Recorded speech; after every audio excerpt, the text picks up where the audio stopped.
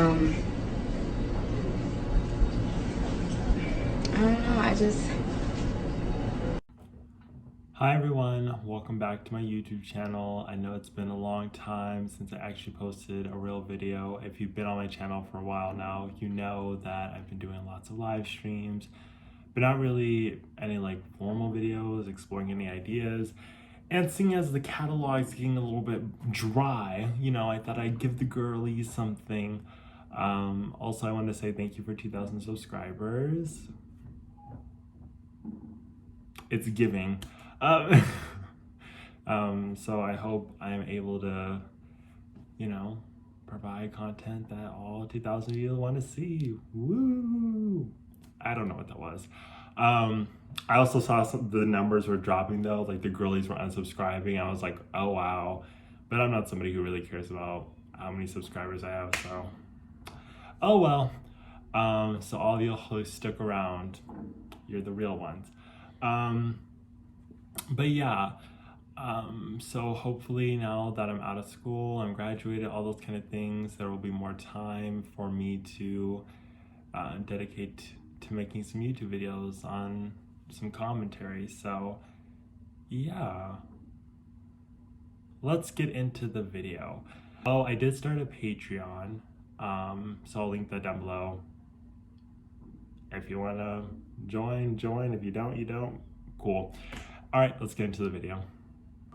Y'all, it is so hot. It is hot. So if the fan has to come on, oh, my hair is so hot.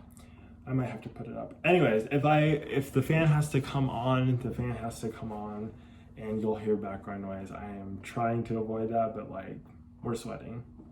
We're sweating.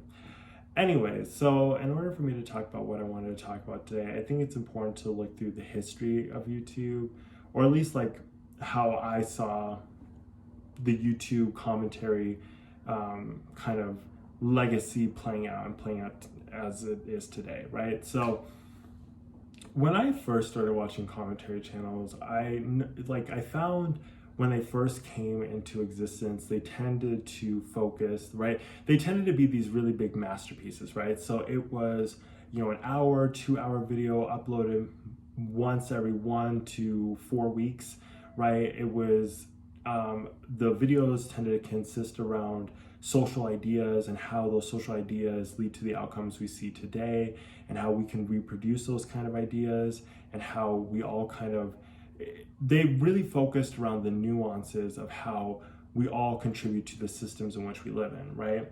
At least from the channels that I was watching, right? And I continue to watch this day, right? But then as time went on, as capitalism does, right, it incentivizes us to participate in the most popular things, right? It incentivizes us to get into the most popular kinds of formats for sharing, for sharing, even if we're not necessarily equipped to be doing the sharing. And so I began to see like this trend in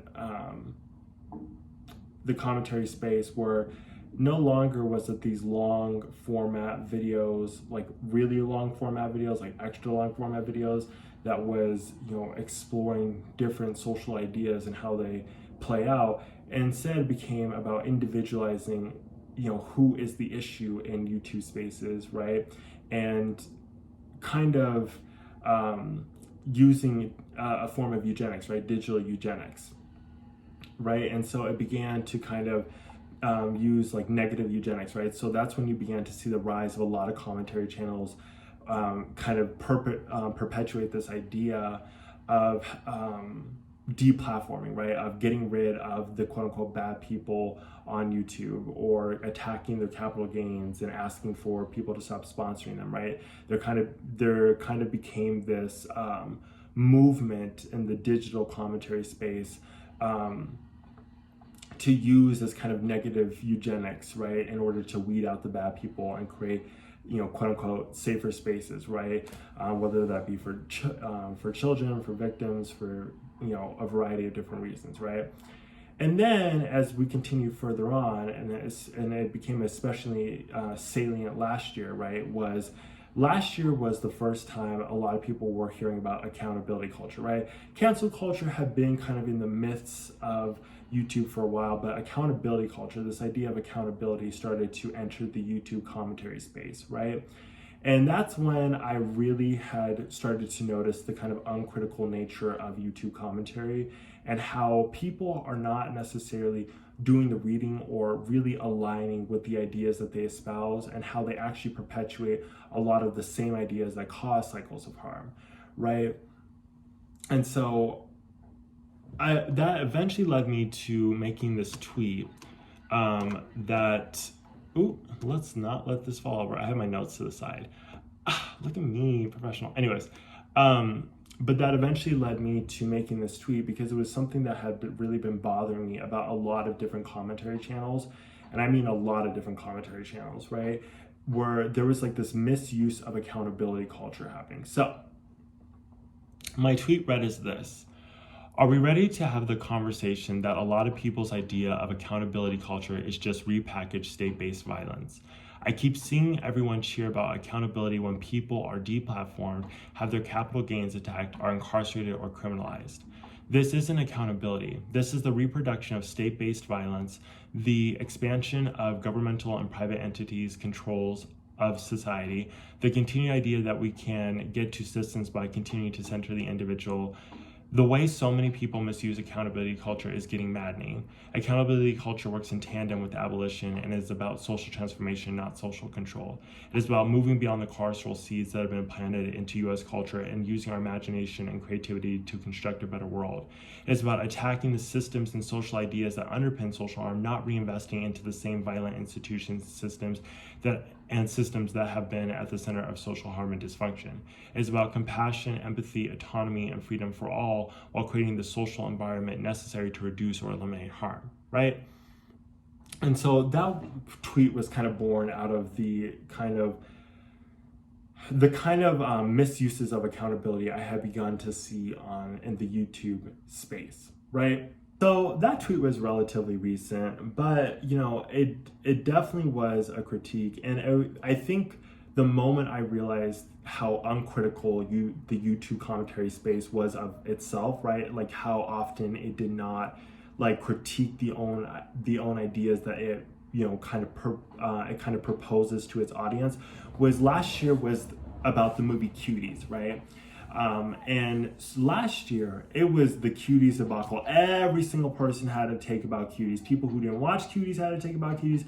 People who watched Cuties but did not control for the ways in which a Western society socializes in these kind of puritanical Christian values and moral panic, right? It didn't, a lot of these commentary channels did not control for that, right? They espouse these ideas that, Sundance and all these people need to be locked in jail and this, that, and that, right? And so it was really that moment when I realized, like, there's actually a really deep critique of Cuties that is had here, right? Like Cuties is giving a really important social commentary, right? And people were getting so hung up on the 9 minutes worth, I think is what it came out to be, of content that was, uncomfortable, right? It's uncomfortable seeing, these little girls move in these particular kinds of ways, right? And what I'll say about that is, one, uncomfortability is very necessary. People are, there has been this statement made, right? That you don't have to show exploitation or harm in order for people to understand and to mobilize to do better. And while showing harm or, being uncomfortable is not necessary, right? It's not actually intrinsically necessary to change. When we look at how humans and how people kind of move and mobilize, usually, what we see is in moments of uncomfortability, that's when, there is kind of a formation of movement, right? There's an invigoration of, kind of pushing the cultural conversations forward. That said, however, like let's take for example something like George Floyd, right? When he lost his life, right? That graphic abuse of power, right, was I think for a lot of people, and when I say a lot of people, I mean a lot of white Americans, like reckoning about how the kind of social ideas, their ideas about who police are, right? All those kind of things were challenged, right? And the conversations that ensued after, although most people didn't learn anything from them, were really, really important, right, for moving the cultural conversation forward and not keeping us stuck in the same kind of conversations that we had before 2020, right? And so a lot of people, could not handle the uncomfortability about these things, right? And so they instantly jump to this is, CP, right? And it's really not, right? But it is this uncomfortable realization, right, that as these pre-adolescents move into adolescence, move into adulthood, right, they are going to start wanting to express sexuality, right? They're going to start taking on the kind of expressions of sexuality and the kind of power it can give them. And we have to reckon with that, right? Like, what images do we put out, right? And not only what images do we put out, but are we creating the space where, young girls, in particular Black girls, can work through those complications, right, of of their emerging sexuality, right, of their emerging ideas about their bodies, about the ways they move through the bodies, right, about how patriarchy affects how they move throughout the bodies, right? And so Cuties gave a very thoughtful critique. I thought it was a really great movie. It left me really emotional, especially the scene where Ami's, I hope that's the name, I think I remember it, Ami's mom was having to call people about her husband taking up a new wife, and she was crying and going through that pain, right? And there was so much deepness, right? There was so much layered into that conversation, right? It was a story and perspective you often don't get to see in traditional media, right? And instead, and it's not lost on me that a lot of y'all were sitting here also letting all your fans and all that kind of stuff say the most absolute horrid thing about the director, right? Like, I heard that the director was getting death threats, and we can even talk about misogynoir and why so many people feel a particular sense of unculpability when they lodge their violence against Black women, and especially Black women who are trying to, push the kind of cultural conversation. But anyways, right, that went underneath the rug, right? And so I think oftentimes about people like D'Angelo Wallace, right? He made this whole video about cuties, and he was, saying that if you don't, if you're using this as a political moment, you're awful, and congratulating everybody for uniting. I'll play the clip. Use this movie to further their political agenda are disgusting. And I'm talking about people on both sides. We have people on the right, like Ian Miles Wrong, claiming that Cuties is what people on the left want. Or we have people on the left, like The New Yorker, claiming that Cuties is only getting hate because it's a far-right smear campaign. They're all pathetic. If you see children being mistreated and your first thought is, how can I use this situation to make my political opponents look bad? Then you're dishonest and your priorities are clearly in the wrong place. If your worldview is so narrow that you have to label everybody who thinks one thing under one word, then let me help you out with that one. There actually is a word for the only people who will be binge watching Cuties long after all this controversy dies down. And here's a hint, it's not left or right, it's maps. But thankfully for the most part, I saw people of all sides coming together and agreeing that regardless of your stance, this is an issue that we all need to work together to stop. And I saw people come together not just on Twitter, but in the United States government. One Senator, Tom Cotton, said in a statement to the Daily Caller that promoting the film was, quote, disgusting at best and a serious crime at worst, while saying that he believes the Department of Justice should get involved. Another, Tulsi Gabbard, claimed on Twitter that publishing the film now makes Netflix complicit and that the movie benefits child traffickers. Senator Josh Hawley published an official Senate letter to the CEO of Netflix demanding a response by the end of the following week. Netflix hasn't said anything yet. Right, but so one, everything is political, right? The personal is political, right?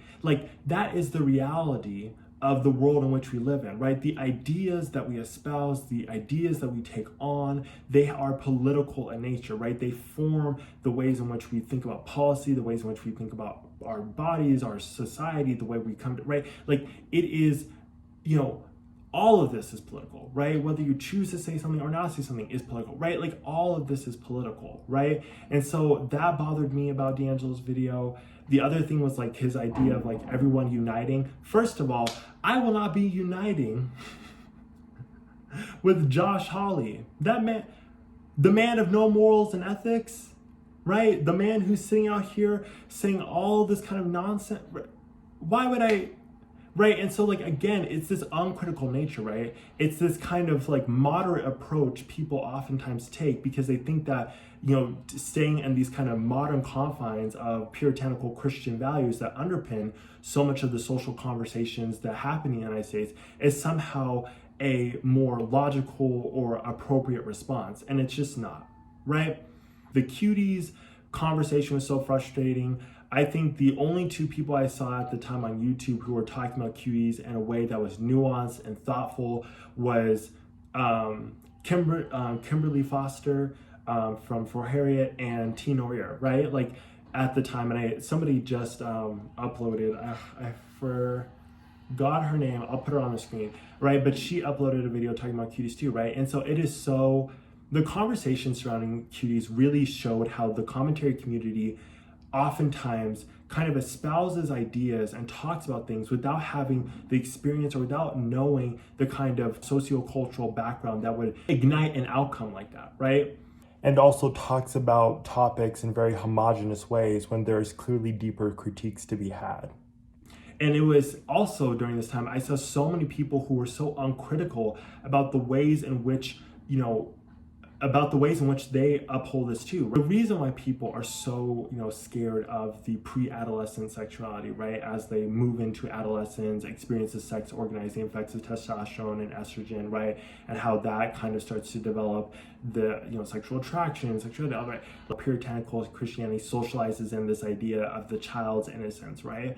This idea that children, you know, do not know things and should not know things, right? And that, you know, they must be protected. But in reality, it's like, actually children need to be taught things, right? Actually children need to have space to learn about consent, learn about their emerging bodies and their sexuality and the, you know, these organizing effects of different steroid hormones, right? Need to learn about how they set up boundaries, need to learn how they navigate romantic relationships in a way that's respectful and thoughtful, right? And not treat children as if they cannot or will not know things, right? Because children figure shit out, right? And so instead of the the commentary around cuties being about how do we create space, especially for Black girls, to work through these complications, especially immigrant Black girls who are coming from these very conservative ideals and having to mesh into a Western society, right? How do we create space to navigate that? And instead, the conversation got reduced down to this is CP and everybody should be arrested. And I was like, what? Like this is the only takeaway? So after seeing that uncritical evaluation of the social ideas that underpin, you know, the outcome that we saw of this movie, right? This uncritical idea of how we all kind of perpetuate these cycles, right, in our society, uncritical evaluation of the social ideas we carry out, like seeing how people kind of reproduce this kind of puritanical Christian moral panic, this kind of carceral feminist language and dialogue underneath the idea of accountability, right? Of holding ourselves and our culture accountable while still using systems that are foundationally not about accountability, because accountability exists to work in tandem with abolition to transform the ways in which we interact and understand, you know, these situations, right? After seeing these kind of uncritical realities, I knew that the misuse would start to get really bad, right? And so I like a channel I like a lot, but who oftentimes ties together carcerality and accountability is Smoky Glow, right? And so I'll insert a clip. You should be turning yourself into the police. You should be holding yourself accountable to the highest degree. Right, so in that clip, you can see how, you know, she's literally stating accountability, right? Take accountability by sending yourself to prison, right? And that is not what accountability is, right? Accountability asks us to reimagine the ways in which we understand justice, right? The ways in which we understand showing up for each other in the world, right? It asks us to reevaluate the kind of ways in which we latch on to certain ideas, especially in the society in which we live in, right? Because we know that the carceral system is not without harm, right? It often sits at the center of harm. It often reproduces harm as a form of capital gain, right? We oftentimes see victims getting imprisoned while, abusers walk out, right? We oftentimes see how these systems literally set up the social environments and dynamics and situational factors necessary to perpetuate abuse, right? And so when I see so many commentary channels uncritically use accountability culture while ignoring how the roots of accountability culture, right, and what it is asking for, right? It's working in tandem with abolition to reimagine how we go throughout rectifying harm, right? It's asking us to engage in transformative justice, not just restorative, right? And so it's just been frustrating to see on the commentary side that so many people kind of just take on these ideas and these languages, right, without actually critically examining, do they even believe that, right? Because it's one thing if somebody is a carceral feminist, right? We're just going to have to disagree, right? It's another thing when you're trying to use language and ideas and espouse these ideas, adopt these ideas into yourself and put them out into the world and misuse them, right? It misuses and it takes things that are diametrically opposed, right, and it puts them together in a way that is not actually moving us towards social transformation, right? And so that's been my biggest gripe with the commentary YouTube space, and why I think it's become such an uncritical about how it perpetuates harm, right? Because I see a lot of YouTube channels that are oftentimes, right, kind of talking about coercion, right, and how we need to stop coercion, right? They're always trying to talk about victims and children and all these different types of vulnerable groups, while still using the kind of dominant cultural systems that we use that are often at the center of so much harm. So this misuse, has really become more and more and more noticeable to me over time, right? And it's one of those things where it's like, this is why I'm always saying you have to be so careful, right? And why I make it a point in so many of my videos to really try to push out this carcerality that can so easily slip into the discourse, right? Because if you're not critical about the things that you say in your video, right, the ideas that you espouse in your video, right, you can oftentimes create and reinforce structures of harm, right? And I think the other thing about the accountability culture misuse I've really started to see is that people are really getting deeply invested in digital negative eugenics, right? This kind of idea that you can get rid of the bad people in the space to kind of protect the overall quality of the YouTube space, right? But the reality is that, even when we've gotten rid of the quote unquote bad people, someone shows up in the next 2 to 5 business days. But then 2, this is still a form of eugenics, right? We're still not getting down to the root of where these things come from, right? This kind of unevaluative lens that so many commentary channels take on, right? Where they don't see how they perpetuate certain things, right? How they perpetuate, moral panics or carcerality or other systems and structures that are at the root of harm, right? I don't see a lot of other YouTube channels who critique the ideas of the commentary community that are kind of at large, right? So oftentimes people are espousing these ideas without deeply considering, do you, one, actually believe that, right? Because people will talk about social transformation in commentary YouTube. They'll talk about getting people to do the right thing and restorative justice and yada yada yada, but they won't actually deeply consider what that takes, right? And that takes us responding differently to situations. That takes us approaching from a lens of empathy and compassion, even for people who created immense harm, right? It takes us challenging these kind of notions of wanting to grab onto retributive justice, right? And grab onto carcerality as a solution, because we know they're not a solution, right? And whatever gains are given, right, in the YouTube scene whenever somebody's able to be fully deplatformed or have their monetary gains attacked or whatever, right, are short term, right? we're still living in a culture that's going to reproduce these same outcomes, right? We're still living in a culture that reproduces the same social ideas that lead to these outcomes. And I just don't feel like many commentary channels really delve deep enough, right? They don't delve deep enough into how they perpetuate things, how they oftentimes are uncritically saying things that are reinforcing dominant systems. I think the other thing I, have noticed about the commentary community is there is this notion of the unproblematic commentary channels, right? There's the, you see it all the time, especially with like D'Angelo Wallace, you'll see people go, yes, our unproblematic king, or, yes, our unproblematic queen for, a woman commentary. And, I think it's really important to hammer this point home, right? Being unproblematic doesn't mean you're right? Following social ideas that feel good, that seem right, that feel popular does not mean that you are not reproducing harm, right? Being unproblematic does not mean you are not reproducing harm, right?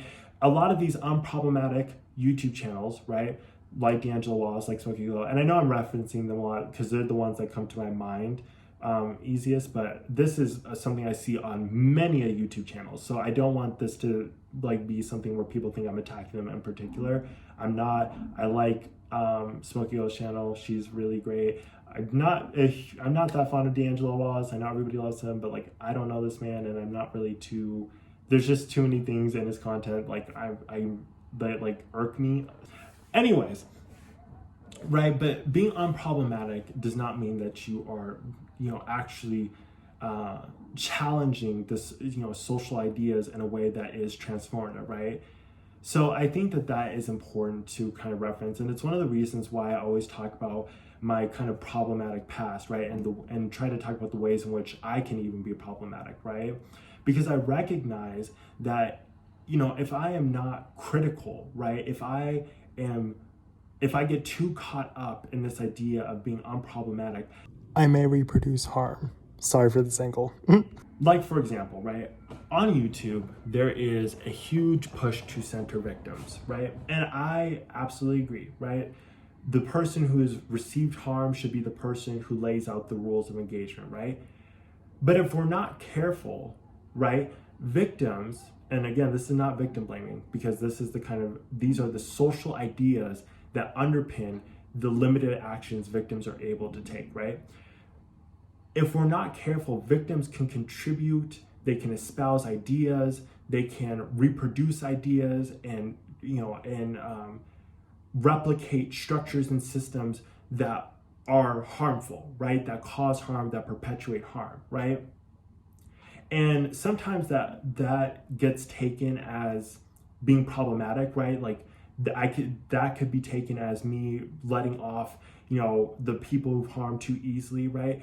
But it's actually the exact opposite, right? It's about recognizing how we have to stomp out these kind of harmful systems wherever they may rise, or else we're just going to reproduce them. I think the commentary community, and especially its viewers, sometimes take on these idolized visions about the people that they watch, right? And that's why they get so disappointed, right? When the person that they thought was so supposedly unproblematic actually turned out to be really problematic, right? And so I think it's important for YouTube channels to, and especially YouTube commentary channels, to really fight against that idea. We're all problematic, right? The degree to which we're problematic is different, right? But we're all problematic. We're all reproducing some level of harm, right? And so how are we coming into these spaces, making these videos? Like, are we putting in transformative ideas for our audiences, right? Are we challenging narratives that we think are good, right? Are we deeply critiquing those narratives? And I don't necessarily always find that to be the case in the YouTube commentary scene, especially since so many people have hopped on and the production rate of so many of these commentary videos just constantly keeps going, right? The deeper critiques oftentimes I feel like get lost in the noise of trying to get to be the first person to tear down this problematic influencer, right? And also a lot of times I feel like there's a moral superiority, right, in the unproblematic YouTube channels, right? There's this kind of idea that they have of, being the kind of arbiters of truth, right? And the thing about it is, oftentimes what I find is they kind of sacrifice the deeper questioning and the deeper analysis of themselves in order to come off as socially aware or stay in public favor, right? And so you'll see that a lot, like whenever commentary channels have beef, right? There is kind of like the commentary channel who tries to posture a little bit more in a way that shows that they are more socially aware and that they are doing the right thing by letting go of this friend, or jumping on this bandwagon to get rid of like this commentator, right? Instead of evaluating and deeply questioning how their commentary and their ideas also contribute and underpin how other commentary channels are being produced, right? Evaluating how capitalism incentivizes such rush commentary that we lose the deeper questioning of ourselves and of the society in which we live. I think it is, it's so important for commentary channels to be self-reflective, to do the reading, right? To read, books about transformative justice, right? To read books about anti-carceral feminism, right? To read books about about these transformative ideas, right? Because so much of YouTube commentary is about rectifying harm, right? It's about getting past the kind of damaging cycles we find ourselves in. And yet so often, so much of the YouTube commentary space is literally reproducing that harm, right? Under the gaze of accountability, or under the, or under these other buzzwords, right? That are not deeply considered and wrestled with, right? I always say, like, I don't know how what the world would look like without carcerality, right? But I encourage us to start imagining, right? I link people to books and to different YouTubers like For Harriet, right? I encourage people to start delving deeper. How would you address this, right? What are your ideas about addressing harm? How do you think a community could come together to address harm, right? How do we start addressing harm without centering individuals, but centering these social ideas that are underpinning all of this, right? Because people are not born good or bad, right?